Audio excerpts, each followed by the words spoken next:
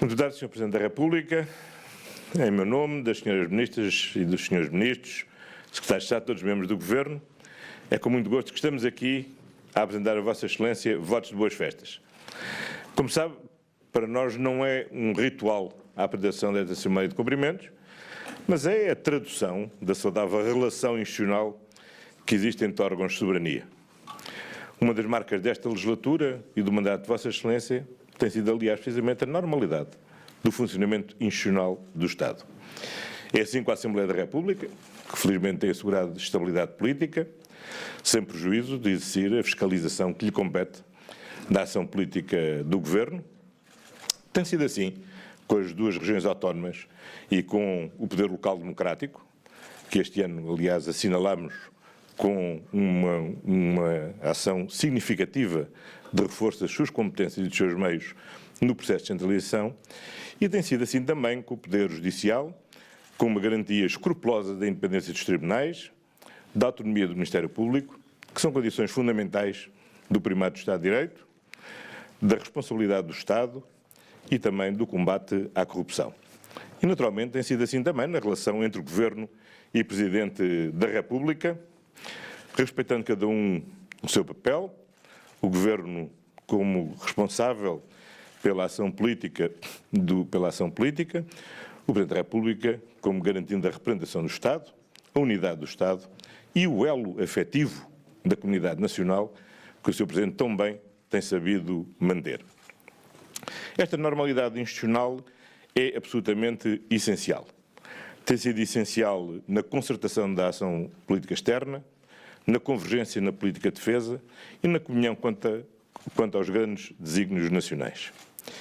E é importante que assim seja, porque é um fator de credibilidade externa do país, é um fator de confiança dos portugueses nas instituições, de confiança dos agentes económicos na economia, e no mundo e numa Europa tão marcada pela incerteza, é bom que haja este exemplo de certeza, de estabilidade, de confiança e de normalidade no funcionamento das instituições. E por isso é com particular gosto que desejamos ao Sr. Presidente, chefe da Casa Civil, chefe da Casa Militar, a todos os que trabalham na Presidência da República e respectivas famílias, os votos de Feliz Natal e de Bom Ano Novo. E não querendo ser otimista, não quero deixar de ser confiante e, portanto, ter a confiança de que em 2019 essa normalidade institucional prosseguirá, como assim tem sido em 2016, 2017 e neste ano que agora finda de 2018. Sr. Presidente, boas festas. Sr. Primeiro-Ministro, Srs. Ministros, Sr. Secretário de Estado, agradeço naturalmente os cumprimentos de Vossa Excelência, Sr. Primeiro-Ministro, em nome do Governo, dos membros do Governo aqui presentes, todos os demais, como um todo, e também eu formulo os meus votos muito sinceros de um Feliz Natal para Vossas Excelências e para as vossas famílias e para todos aqueles que vos são queridos. A estabilidade política e o cumprimento da legislatura são valores muito importantes em qualquer Estado de Direito Democrático, e em Portugal sempre o disse e mantenho. E, de facto, podemos dizer, ao fim de 3 cerimónias como esta, a que se pode somar a primeira com o Sr. Presidente Aníbal Cavaco Silva, que se encontra cumprido, em termos de natais, aquele objetivo da perdurabilidade da legislatura. E é muito importante para o país, é muito importante o quadro que temos à nossa volta na Europa e no mundo.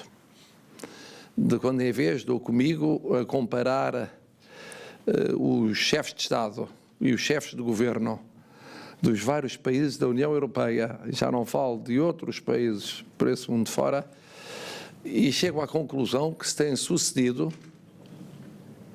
mais os chefes de governo do que os chefes de Estado, mas de todo modo uns e outros, a um ritmo tal que foi possível em 3 anos ter conhecido já para o mesmo país vários chefes de Estado e vários chefes de governo.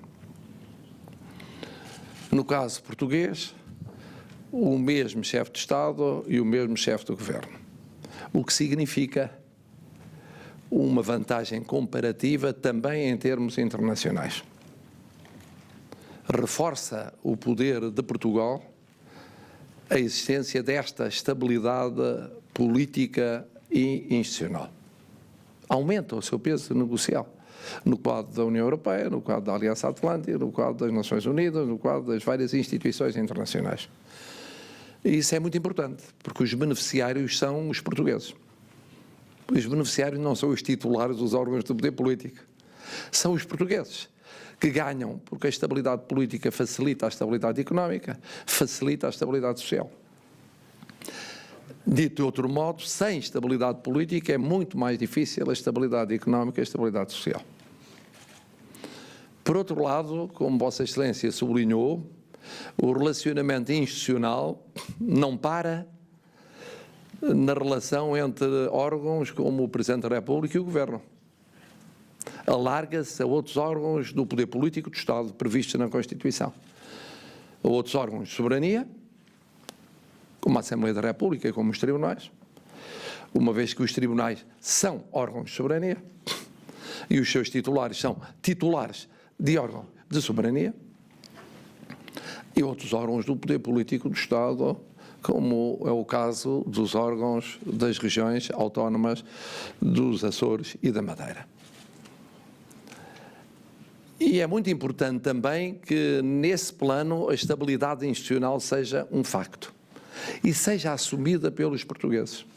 A grande riqueza da democracia é a capacidade de ir encontrando fórmulas de gerir os vários pontos de vista, a expressão da diversidade dentro do sistema democrático, não à margem do sistema democrático.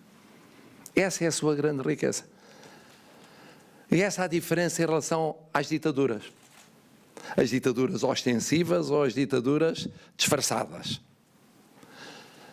E muitas vezes não se tem presente a diferença entre uma realidade e outra. E como se pode, a pretexto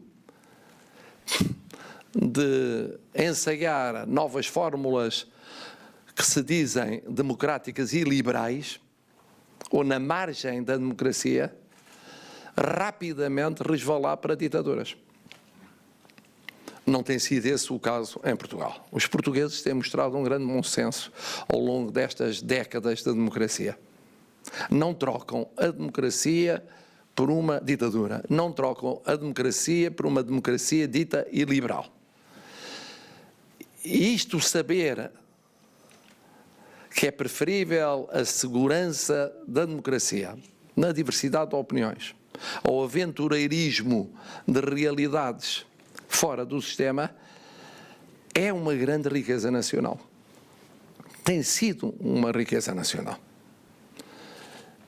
E vai continuar a ser uma riqueza nacional. Porque a democracia tem essa capacidade. Tem eleições periódicas, tem no dia-a-dia a livre expressão do pensamento, tem o exercício dos direitos mais variados no plano político, pessoal, social, económico e cultural. E essa é uma riqueza que não podemos perder. Para quem teve, ainda há não muito tempo, a experiência de uma ditadura, nada como ter presente essa experiência para não querer ensaiá-la outra vez. E por isso, eu termino por onde comecei, naturalmente que, testemunhando a Vossa Excelência, ao Sr. Primeiro-Ministro, a todos os seus ministros, a todos os Estados de Estado, os meus votos muito afetivos, ou afetuosos, como queira, que aliás alargo a todos os portugueses, vivam cá dentro ou lá fora, e que são a razão de ser daqui estarmos, estamos sempre por causa deles e a pensar neles, os votos de um Feliz Natal e, portanto, de um futuro o mais evidente possível, à medida dos sonhos de cada qual. Como se imagina, o Presidente da República não pode nem deve estar a partilhar sonhos de apenas algumas das várias expressões políticas, económicas e sociais que existem na comunidade nacional. E neste momento há portugueses a sonharem coisas diversas E isso é bom. Que sonhem coisas diversas no quadro da democracia e nunca fora do quadro da democracia.